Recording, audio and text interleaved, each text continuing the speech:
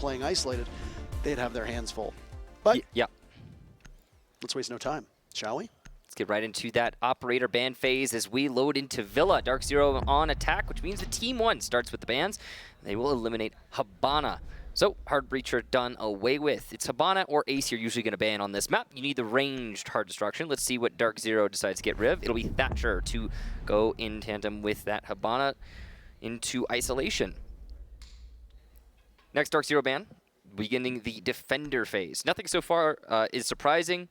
And I don't imagine we're going to see much interesting stuff on the defense. Oh, I stand corrected.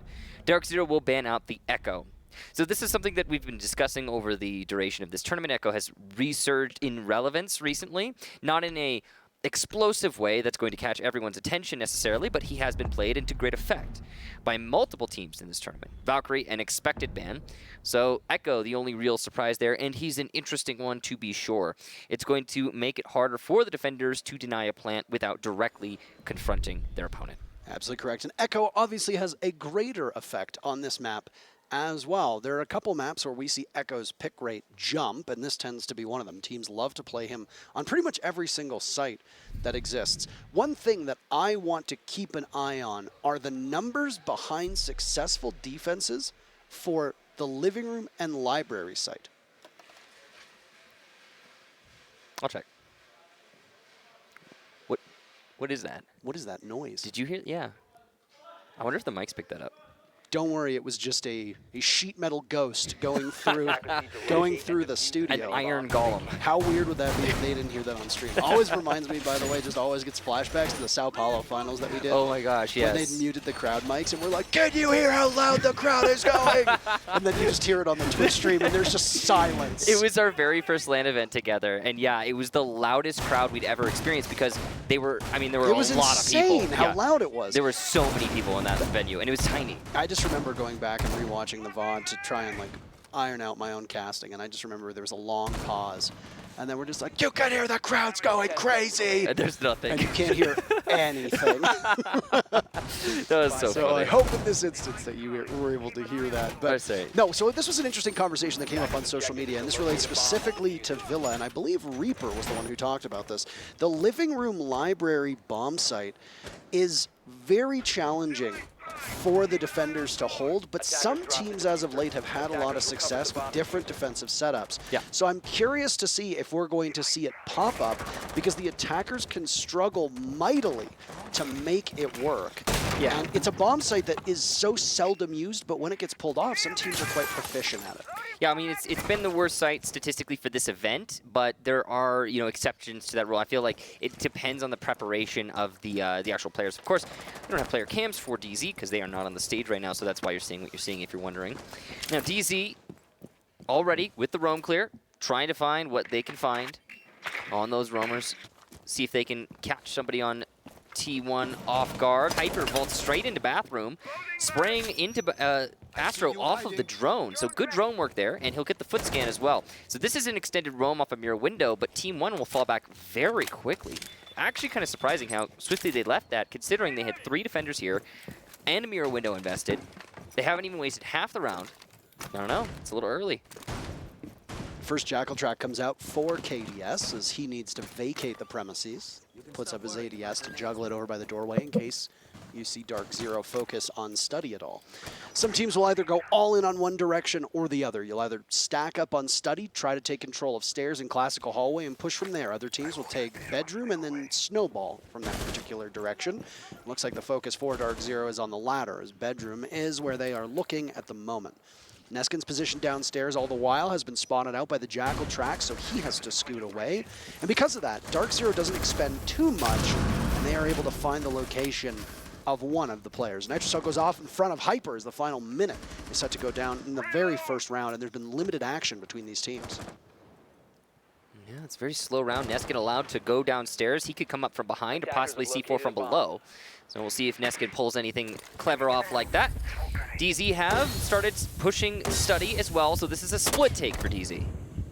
Still watching on studying the focus as Eclipse will start things off. He's got a soft wall in front of him. Plant going down. NitroCell gets tossed out, but NJR is impervious to the damage, and he'll have no problem completing it. But no, at the last second, Neskin returns flank watch for DZ quite poor, and Team 1 capitalize off of all of that. 3 kills, swiftly pushing the members of DZ out. A grenade goes in, but it doesn't do enough damage. Lagonis sits on 1 HP as the mirror window in front of Levy is rendered useless. Lagonis finished off by a second grenade tossed out, but DZ have a lot more work to be done. Alimao on the flank, he'll catch one, and a big 3K from Neskin. What a round from him, and Team 1 take round number 1. Poor flank watch indeed, Parker. And the real kicker, Nomad's not banned, but she sure as heck was not played in that last round. Opportunities missed and lost sometimes in those operator pick and ban phases. And yeah, DarkZone could definitely use a flank watch operator, but instead they are opting to bring a Finka of all things. I think, personally, hot take, Finka is woefully underrated. I think, honestly, if she didn't have the anti-recoil thing, then she'd be much more popular. But I don't know. I don't know if Finka's the right move over a Nomad, especially when you were quite blatantly being flanked from red stairs. I mean, Neskin just ran up the staircase and was like, oh, there's nobody here. I guess I'll deny the plant then. While DZ is trying to spear themselves so deep into sight, they have lost the plot on their flank. It's just, yeah, it's rough. There was a Capcan play on that previous round as well for Alimao. Wasn't particularly pivotal in terms of gadgetry, but the mental mind games that come from an EDD cannot be overstated.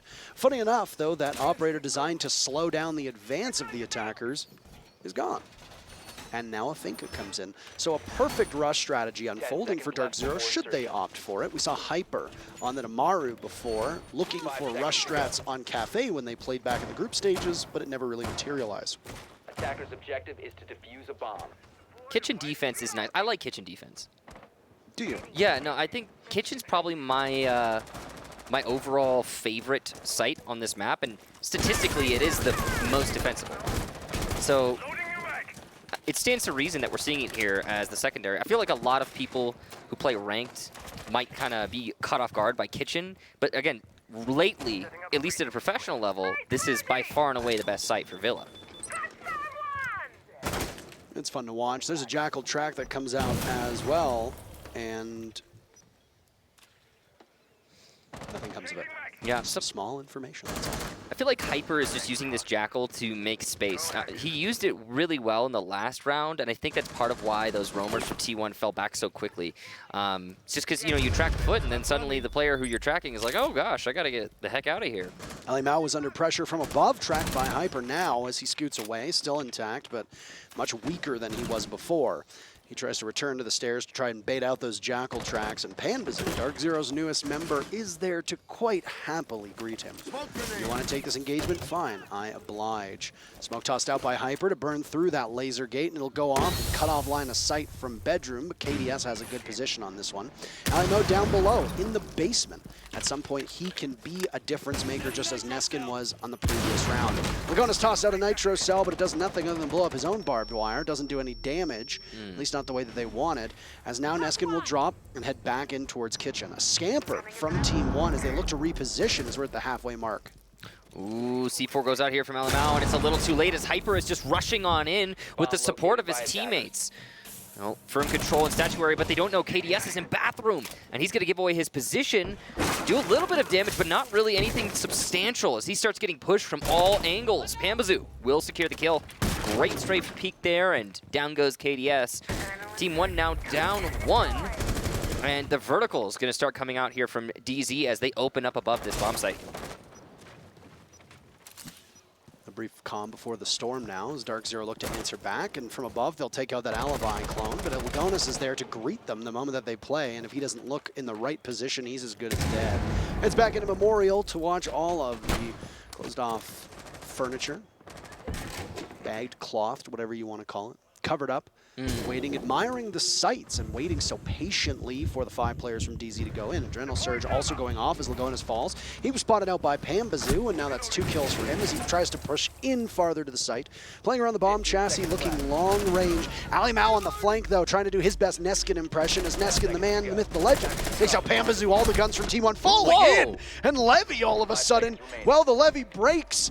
And damn the torpedoes on that one, because he's going to cut everybody down. 1 kill for NJR, but it's ultimately meaningless. What an impressive showing in the final 10 seconds of that round. Levy in particular, and Team One are up 2-0. All right, so it's early days yet, Parker. As you say, 2-0. However, one thing can be assessed quite clearly here about Team One that we were all speculating about before this match began. This is the Team One that we saw yesterday. Yes. This is very clearly this. Look at that Levy. Look, he's just chilling in kitchen. Pops 3 heads within 3 seconds of each other. It's incredible stuff. And this is what I don't think we've come to expect it from Team One, but we've come to hope that we get to see it from Team One, especially after, as I mentioned, that legendary comeback yesterday. So, with that round now done, Team One find themselves in a good position, but DarkZero have not been slouching over these 2 rounds. First round, yeah, they messed up their flank watch, but it's correctable. Second round, they actually looked really solid, especially on the roam clear and when they were translating to site hit. They just they just all got dumpstered on by Levy. That's it. One by one by one. Mm-hmm. They funneled in and got torn to shreds. Yes, that is what happened.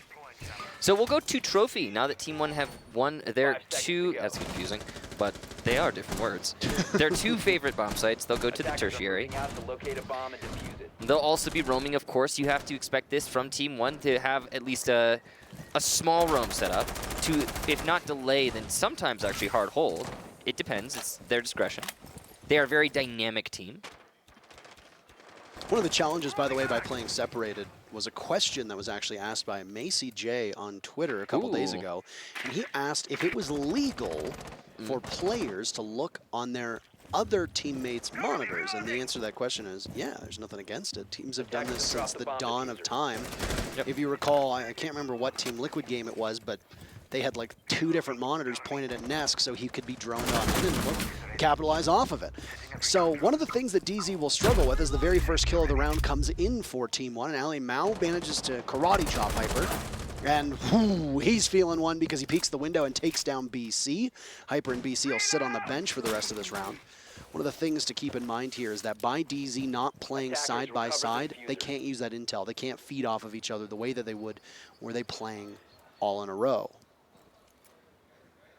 Bomb located by attackers. This is an excellent observation. Thank you. I have them now and then. It's Fleeting.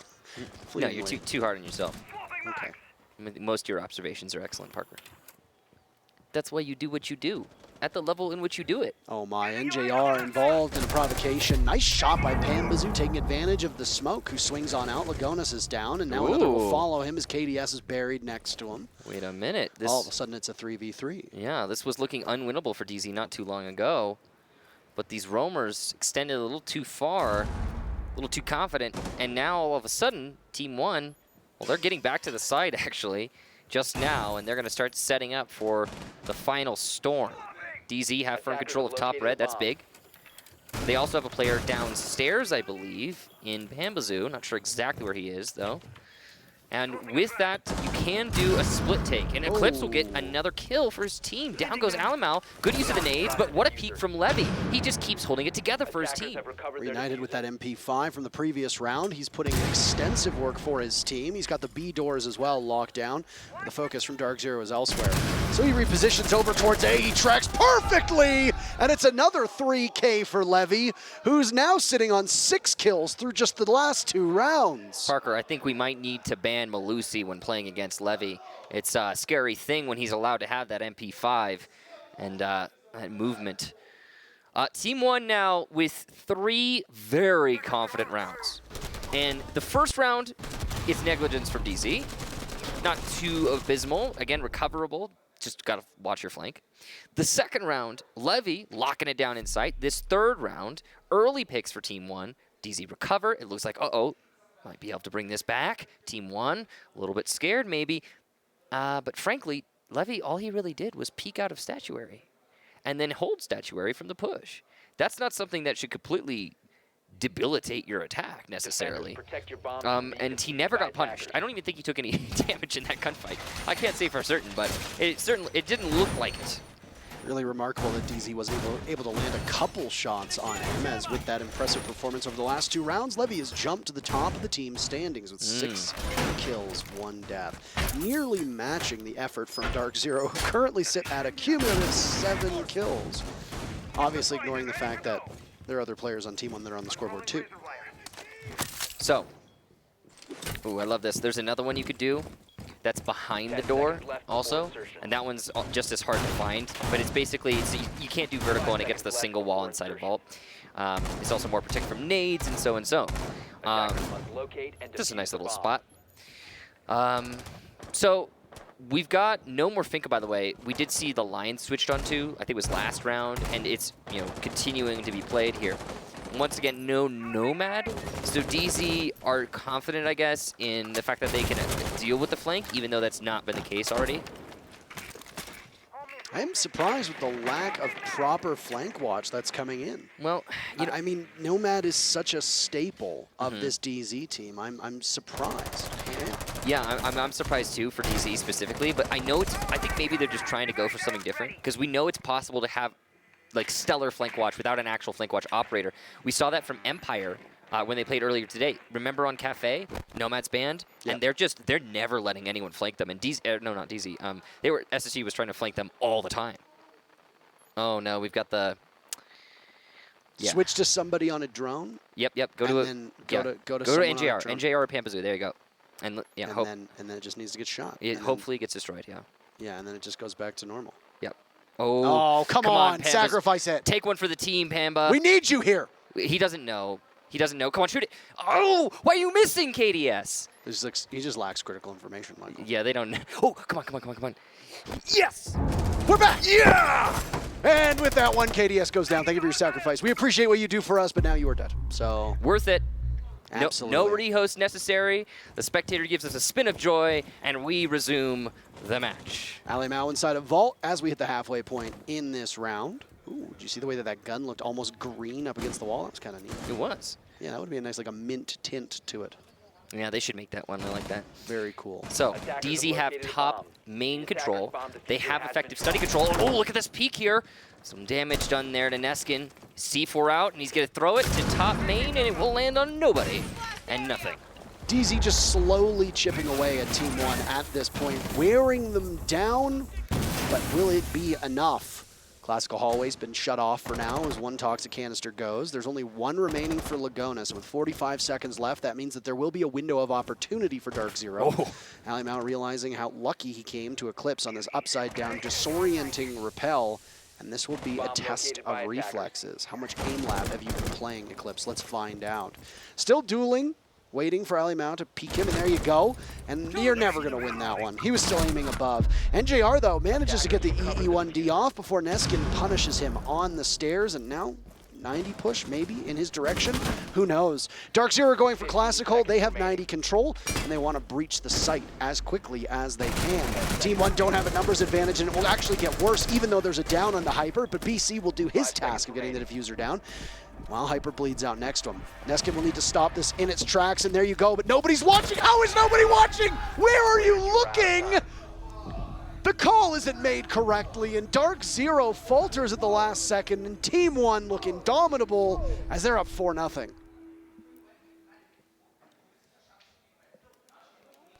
Well, what a round, Parker. And there's a lot to talk about there. But most notably, DZ are leaving massive gaps in their attack. I'm sorry, huge. And, oh, there it is. Took a while, Parker, but we got there. Nomad will be brought. I think that's absolutely the right call for NJR to switch onto the Nomad. They have been getting continually flanked and pushed on angles that they are not watching. And an air jab here or there makes all the difference, because then you could focus your efforts more efficiently. But it's really late to figure that out. We're already 4 rounds in, going into our 5th. Team 1 has won every single one of them. I mean, it's really funny because it almost feels like DarkZone are on defense, and that Team 1 are just seizing every opportunity. I want to know how a tactical timeout works, because that cord has not been pulled by DarkZone yet. I'm assuming that Mint is just in his own room at this point. Yeah, not sure. He can chime in when needed. Or he's in the team's practice room. That could also be a guess. Yeah. Teams were afforded practice rooms, by the way, that are all spread throughout the hotel that they were able to play on prior to the matches. Yeah. And they have PCs set up in there, which I'm assuming those were the PCs that were likely moved to their independent rooms. But, yeah. I mean, I'm just speculating. I could be completely wrong. The reason why the match was moved was to ensure that all proper safety protocols and technical difficulties would be fixed. Yeah. And hopefully everything's accounted for. How wasteful it is that he just throws the magazine away. You know, it is really bad for the environment, just magazines all over the floor. Also, those are expensive. Those magazines, they're not like, you know, certain ones could be more expensive than others, but like it's a total waste of money. Yeah. No, I agree. So, we're about to hit the do or die point for DarkZone. In the matchup earlier today in Empire versus Space Station, we said that 5-1s aren't particularly common, and then we proceeded to see 3 5-1 halves. Well, unless DarkZone managed to pull off something miraculous over the next 2 rounds, a 5-1 or even a 6-0 is looking extremely likely as Team 1 just come up clutch in the end time and time again. This team is on a miracle run right now.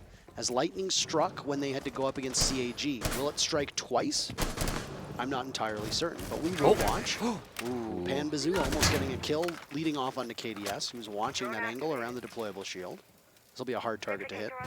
Oh, Neskin over by Trophy, trying to stop this push along with KDS. This is a duo roam right now. They're just trying to rebuff the clear on the top floor. It's not going to be easy, but the setup is there. Team 1 have been very confident in their ability to take these fights. I wouldn't be surprised if they stay up here until they either die or kill enough of DarkZone where they can fall back. Well, there goes one Ash charge. Trying to clear off what could be an electric wall as Eclipse and Ali Mao are doing battle, or at least it seems as such. DZ have swept in. This site is not upstairs, by the way. It is down below, so do not be confused for what you see by the silhouettes. At the present moment, Team 1 are coming up big on the score sheet with 2 unanswered kills, traded back by njr. Finally, that Nomad comes into play for a little bit of an extra guarantee on that flank watch. DZ still down 1. Hyper on half HP as well. Neskin, same. Nade goes out there to cover. The vertical play is going to be really important for DZ, but they don't actually have the tools to open up much from above, so they're going to have to funnel through these bottlenecks as we start to run out of time in this round. Oh, narrow miss there for Hyper. And had he hit it, we would be looking at a more even round. He's got an awful lot to look at right now as Hyper still pursues his first kill in this matchup. A flank comes in, and you don't even need the Nomad to do that. Hyper picks up kill numero uno onto Neskin, equalizing at a 3v3. Lagonis is on the ground, but he pulls trigger a little bit too early on, capitalized on by 2 different members of DZ, and that'll leave Levy now. He was a master in this same position before. He pulls out the Nitro Cell, gets around it, but njr stops him in time. Finally, DarkZone get on the board. It just took him 5 rounds. Well, that was scary for a second, Parker. Had Levy known where the plant was actually going down just outside of Laundry, it might have been a very different scenario. He didn't need to expose himself to deny by throwing that C4, but those are just wild theories and speculation on what could have been. DarkZone managed their first round, as you mentioned, and it's a substantial one right at the near end of this half. They need everything they can get because it's been a pretty abysmal half for DZ. Most of that, I think, is just the way that DZ managed their crossfire in sight. Because instead of just funneling through Memorial, they came from Laundry. They're coming from China. They're coming from Memorial. They're going through all the different lanes to try and converge on the site, and it overwhelmed Team 1. They really weren't prepared to deal with it, and that's despite the solid roam that we saw from Team 1 earlier in the round. Final defense now for Team 1, briefly flashed across the bottom of your screen, that you can support the regions by going to the R6 Share program. Every single one of the 4 main leagues, NA, EU, LATAM, and APAC, all have skins in the game. Additionally, DarkZone has a skin in the game as well, a couple, in fact, that you can support. Yeah, you'll see it flash across the bottom of your screen at some point. Yeah, probably. It's like every other round, I think. And I mean, it's not just about how cool the skins are, but which teams you want to directly support if you happen to be a fan. If you're so inclined, of course. So, we've got the last round of the first half here. Talked about this bomb site. It finally shows up. Living room library making its debut. It's cool to see. Maybe Reaper was onto something with how hard it is for attackers to do much if they can't get the necessary control they want by the armoire and the double panels, the kitchen door. Statistically, it is the worst site so far through this event. Yeah, but numbers are for nerds. We're all nerds here, Parker. What do you think we're doing? This is esports. What was I saying? Accurate. You were talking about how statistically it's not the best bomb site. Right, but that doesn't mean Reaper's not right. What I think he's talking about, and I agree with him here, is that this site can be very upsetting to an attacking team that's not too familiar with it or doesn't understand the basic structure of attacking it. I just don't think that there's many of those at this event. Right now, DZ aren't playing very well in attack, though, so we'll see. Maybe this is exactly what T1 needs. A single Selma has dislodged the defenders from Team 1, all playing in the same area. But DZ were awaiting them to fall back and get pushed right into the trap set by over 90. Eclipse will swing in, though, and he did not have any proper information. NJR trades Ali Mao out. KDS looking for kill number 2 after that first skirmish that he got involved in. A bit of negligence from DarkZone costs them. That's not ideal, and it's a set of grenades down as well. Neskin is ready for the repel-in. NJR goes for it, but Neskin runs away at the worst possible opportunity. C4 still goes out, though, and it's still successful. What a flick from KDS. Pistol out, and he's ready to challenge the ace. As BC starts pushing in, he'll land the headshot. Easy peasy. It's just Hyper and BC now in the 2 versus 3. Plenty of time for them to work some picks. At that range against a Jaeger, it's like popping a water balloon. A headshot is so easy on that large melon that presents. Grenade goes in, over towards Vault. Levy gets flushed out. Perfect coordination, and DZ find themselves in a 2v2. That's about as flawless as it gets as far as teamwork goes there. And to think these guys are dealing with extra layers of difficulty, both Hyper and BC both. But now in their position with plenty of time, drones to work with, advantage in positioning, and Bomb located by they're attackers. really just gunning right now. They might be able to salvage this half for their team. A 5-1 is very, very bad for DZ. But 4-2, it's okay. Still very winnable, but DZ needs to understand what they want to do and where they're going to press from, and they're going to just decide to hit library as fast as they can. At a tight angle held with the shotgun there to open up one of the walls, and BC shoots both of them, maybe trying to bait it out. I'm not entirely certain what the game plan was there. I think it was just more of a sound cue than anything. BC marches in, he's got the diffuser down, and Hyper will have to carry the weight. He sees one, and a jiggle peek comes in. This will just simply be a 50-50 test of reflexes. Lagonis is on the hunt. He doesn't do enough damage. There's going to be 2 eyes trained on him, and he's just getting worn down. On the ground is BC, and he can't hit the shots. DZ managed to recover those final 2 rounds of the half and maybe pick up some momentum in the process. The first 6 rounds, though, in the books. The teams will swap sides, and Team 1 comes out on top 4-2. Wow, what a round there for BC and Hyper. That was a 2 versus 4 turned 2 versus 0. Impressive clutch. I think with the Selma, by the way, I think he was just shooting it because he decided that it was a stupid move to place it in the first place. So he's just like, no, don't do that. We can plant there, we can plant there, or something along those lines. Which is actually, by the way, coincidentally, that is why we often see defensive teams open that part of the wall.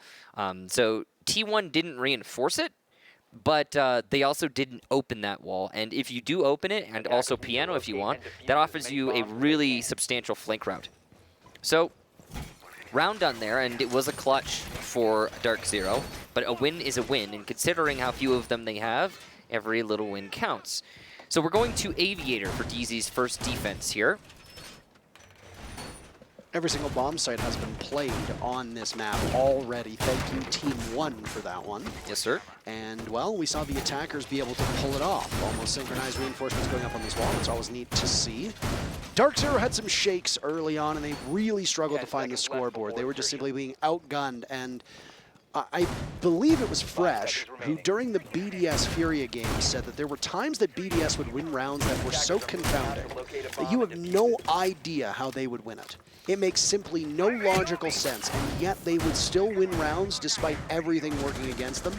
And it seemed like Team 1 had a couple rounds like that in the first half as well. Yep. And I mean, that was most of day 3 was just Team 1 fighting from behind, being a scrappy team, never giving up, and even when they trailed, mounting impressive comebacks. So what you're referencing there, and that particular trait of the ability to win no matter the circumstances, we saw that actually in the last round from DZ. We've seen that from Team 1. We've seen that a lot from Empire through this tournament. BDS, as you mentioned, there's a number of teams that come to mind, but that specific trait, elevated past just basic fundamental strategy and mechanical skill, is what, in my opinion, makes a good team into a great team once they learn how to manage that, to just, no matter what the odds are, pull out a win and seize upon every little opportunity that your opponent presents to you, even forcing opportunities when you're man disadvantaged. It's difficult, but there are teams that can do it. Latian fielding two of the scrappiest teams, I would say, at this entire event. One of them went home earlier on. It was Furia. Yep. But Team 1 still existing. Panbazou gets blown up. The Jaeger felled by a grenade. Always a chuckle in that particular instance. Team 1 opening things up here, looking to try to right the wrongs of those 2 rounds previously where they fell behind, allowing DZ to capitalize and keep the gap a little bit closer than it was before then. Toxic Canisters go out on the main stairs. Ali Mao waiting for the default cam to go up. There he goes. He wasn't going to give his position away as he looks to push from a completely different angle over by Astronomy. Yeah, so this appears to be a split push from Team 1, and they know they've got the time to do it.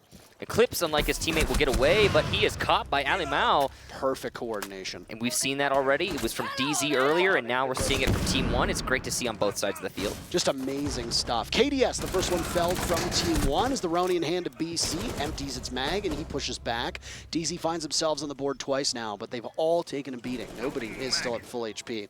In fact, well over half of the lobby at this point have taken their lumps.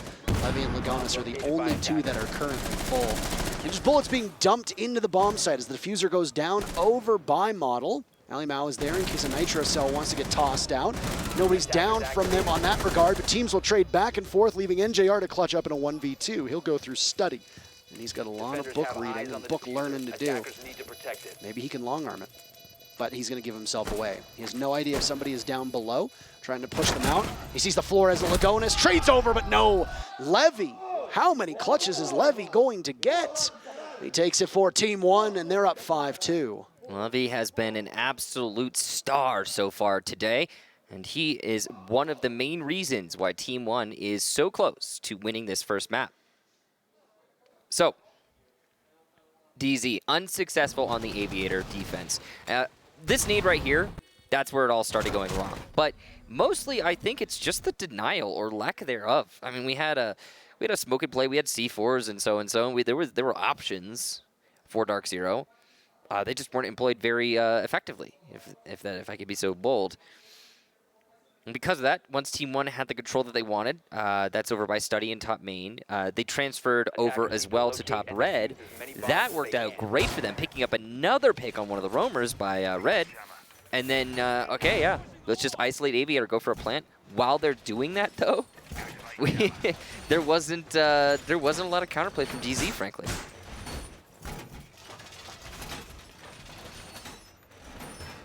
Just seemed like DZ was starting to find their groove and momentum earlier on, but...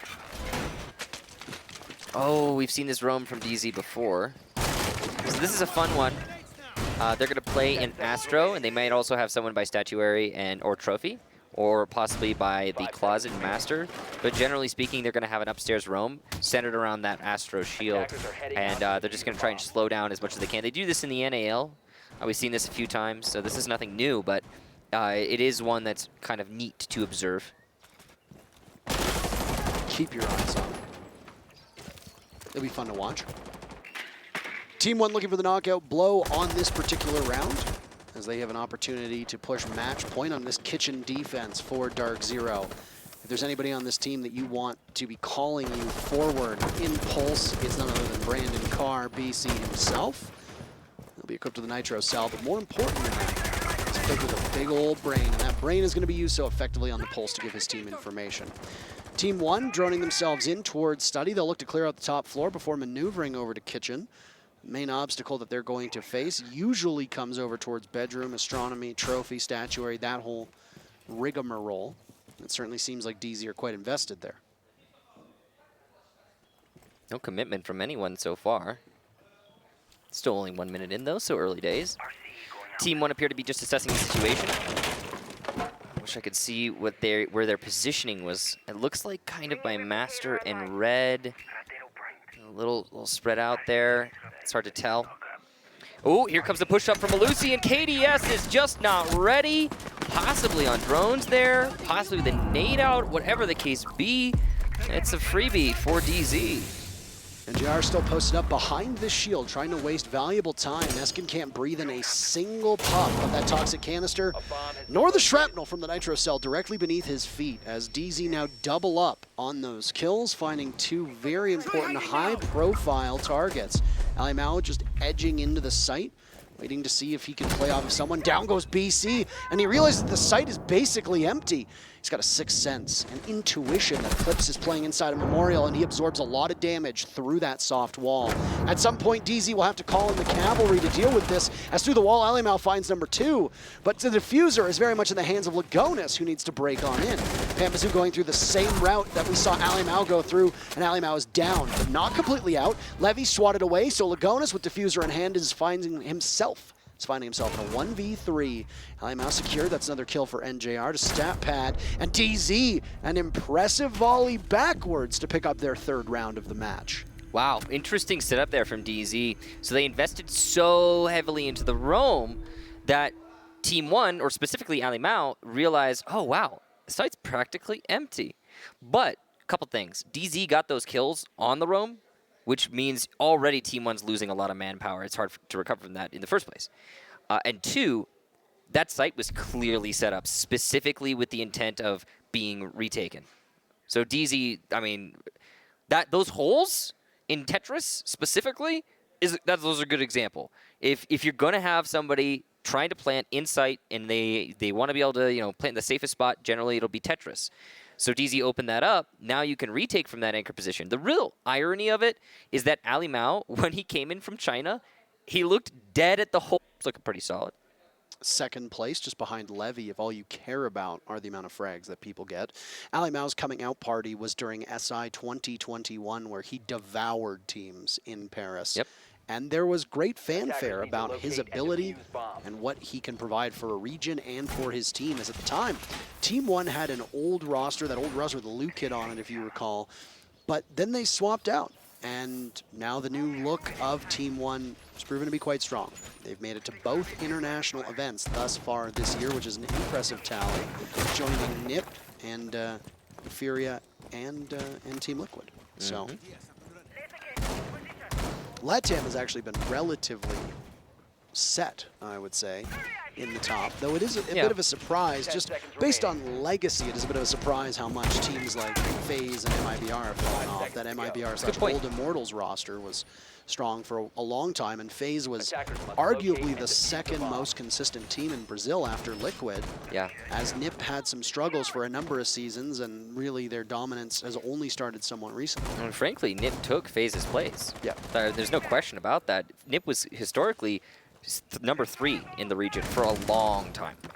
And then just one day just started changing. And well, here we are. So, speaking of here. And now. And now, we've got Eclipse in the closet of Master. This is a difficult position to hold. He's got 2 ADSs to support himself there.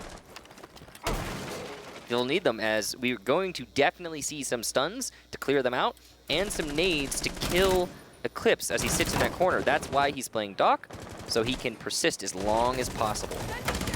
Tons of survivability in here, and we've seen this time and time again, where he's effectively playing to die, but also to eat up utility in the process. Good time. As 2 members of Team 1 are looking for something, as Eclipse now underneath the window. Oh. A grenade goes in, and that's where he was, but not where he is now.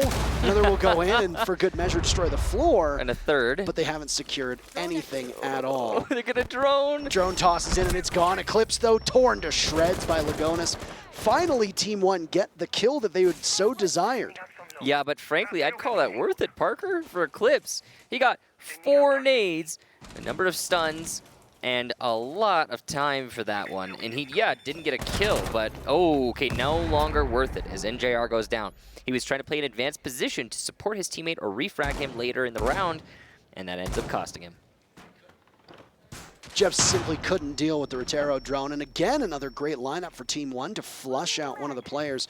With this other panel now, on the triple panel leading into bedroom, opened up. That allows Hyper to look at the position that is now vacated by the death of Eclipse. So you can continue to watch that window. And Team 1 are not able to freely vault in without proper information. Still a good setup here for DZ, despite the fact that they are down 2 players. Panbazou by red. BC is in control of Astro and Trophy. And I think that Hyper is the one playing on the mirror window. Yes, indeed. From that mirror window, he can stop the vault in through the closet and into Master. Advantageous position as Aruni is able to punch large holes in the wall.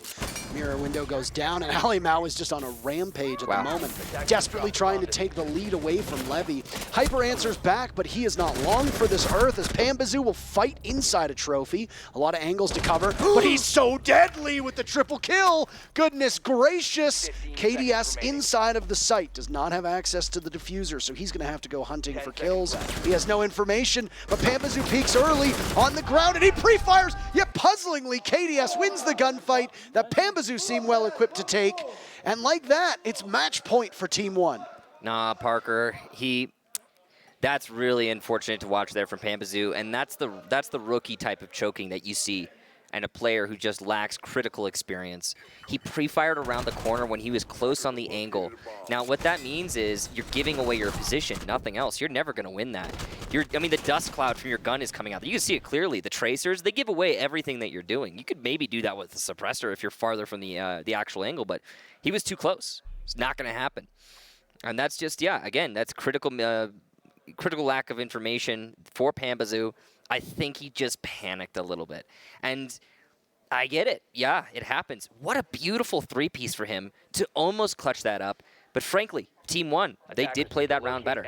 Undoubtedly some shakes on his side. He's a young player who's only had a couple months at the highest level.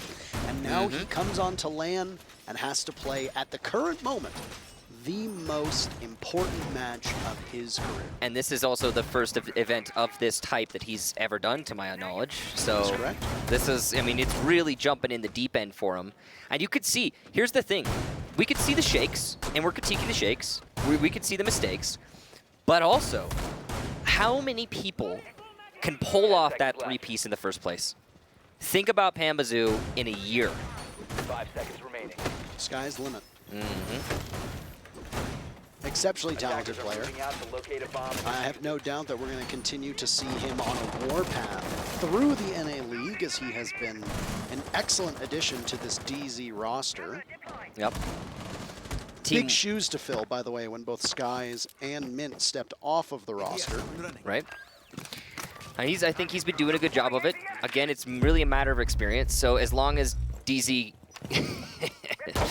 as long as he stays there for long enough, we might see Panbazou fully manifest. Hey, you know what? I sure hope so. He's had a bit of a quiet game thus far, but Eclipse gives himself away to Levy, just holding, not probably expecting such an aggressive challenge, and yet one pops up anyway. It's an Aviator defense for DZ. It's match point for Team 1, so there's an awful lot on the line right now.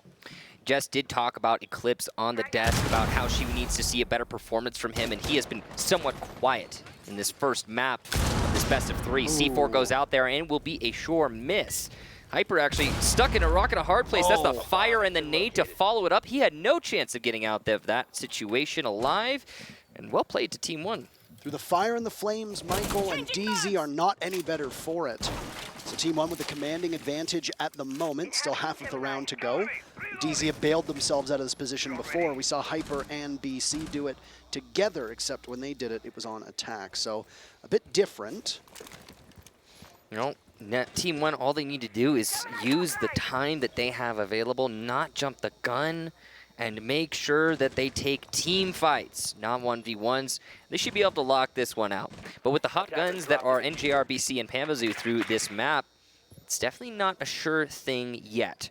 The setup for Team 1 is primarily over by top red, but they also have 2 players by study balcony, so this will be a pincer move. Attackers have located a bomb. In DC right now, DZ will just stay inside of the site, waiting so patiently. Neskin might be the next one up as Panbazou gets shot through a soft wall. 5 guns from Team 1, ready to collide with 3 from DarkZone.